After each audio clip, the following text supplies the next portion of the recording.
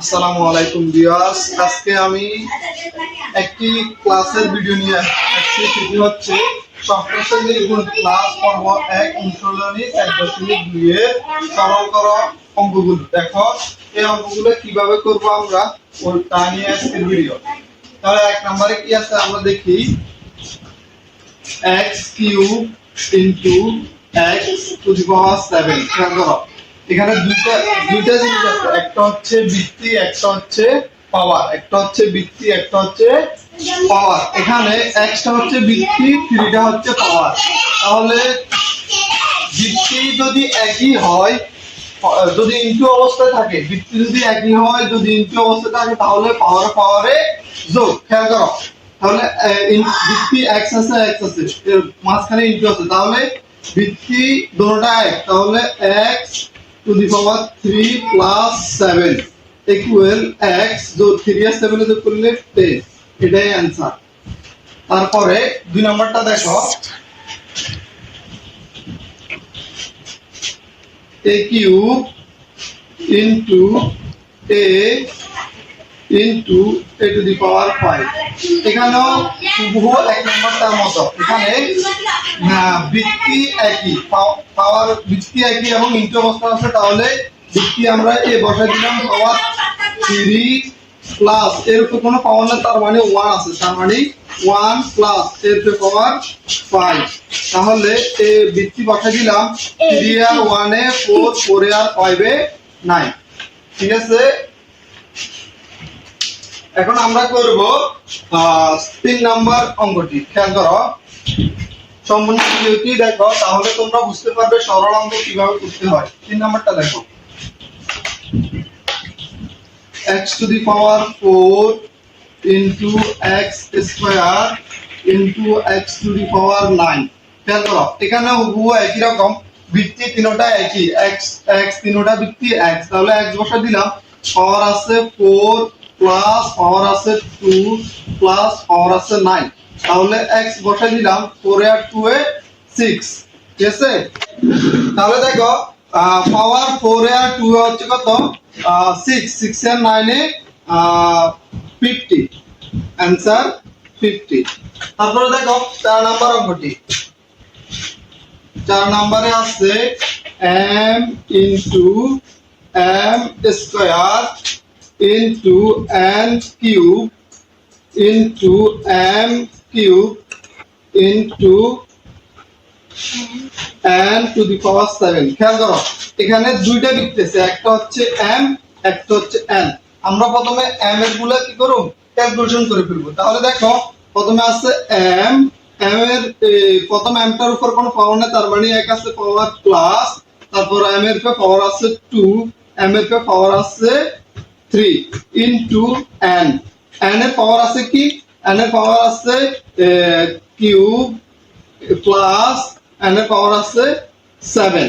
খেয়াল করো তাহলে প্রথমে m এর 1 আর 2 এর 3, 3 3 6, m to the power 6 into n 3 আর 7 হচ্ছে 10। এটাই आंसर।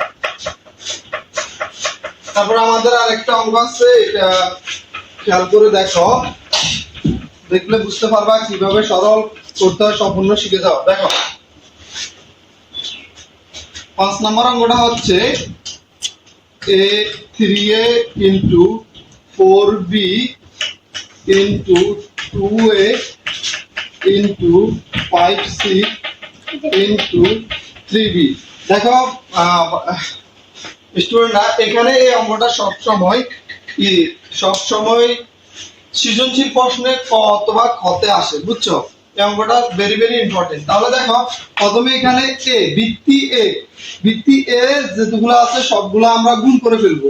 বৃত্তি a আছে, 3a আছে, 2a আছে। ঠিক আছে, তাহলে 3a আর 2a গুণ করলে 3 দুগুণে 6a ইনটু b আছে 4b এবং 3b, 3 4 12b ইনটু c আছে শুধু 5c। কেমন 5c।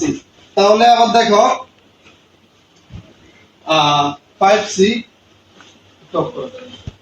দেখো এখানে 6 12 5 তিনটা ইনটু অবস্থা আছে, তাহলে আমরা তিনটা গুণ করব। প্রথমে 6 12 কত এটা গুণ করুন 12 ইনটু 6 6 দুগুণে 12 12 দিয়ে হাতে 1 6 1 7 72 তার সাথে আছে 5 ঠিক আছে 5 গুণ করি 5 দুগুণে 10 শূন্য হাতে 1 5 7 35 একে 36 কেমন তাহলে তিনটা মিলি ক্যালকুলেশন করলে হয় 360 তারপরে এই বৃত্তি এ আছে বি আছে সি আছে কেমন এটাই आंसर তারপরে আসো 6 নাম্বার অঙ্কটি দেখো এতে আমরা বুঝতে পেলি বুঝতেছো তোমরা দেখো ভালো করে দেখো তাহলে সরলের নিয়ম আজকে শেষ হয়ে যাবে 6 নাম্বার অঙ্কটা দেখো 6 নম্বরে আছে 2x square into y square into 2z square into 3y square into 4x square খেয়াল করো হুবহু 5 নম্বর অঙ্কটার মতো এখানে শুধু যে বৃত্তি x যেগুলো আছে বৃত্তি x দুটো আছে এই দুটো আমরা প্রথমে গুণ করে ফেলবো 2 এবং 4 গুণ করলে 8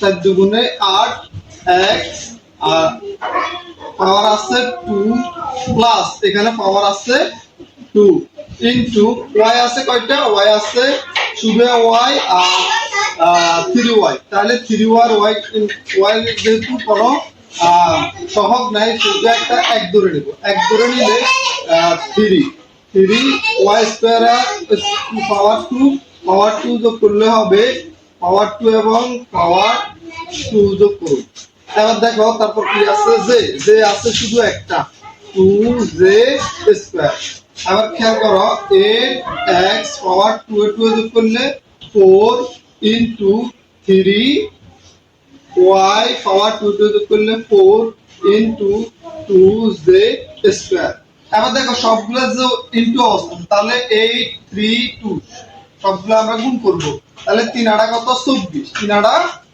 24 দুগুণে 48 x to the power 4 y two the power 4 z square এটাই आंसर তো ভিউয়ার্স তাহলে আজকে আমাদের প্রথম পর্ব ক্লাস শেষ তোমরা যারা বুঝতে পারছো তারা কমেন্টে জানাবে যেখানে অসুবিধা ওটা কমেন্টে জানাবে লাইক করলে কিন্তু আমরা মোটিভেট হই ভিডিও বানানোর আগ্রহতা বাড়ে দ্যাটস ওকে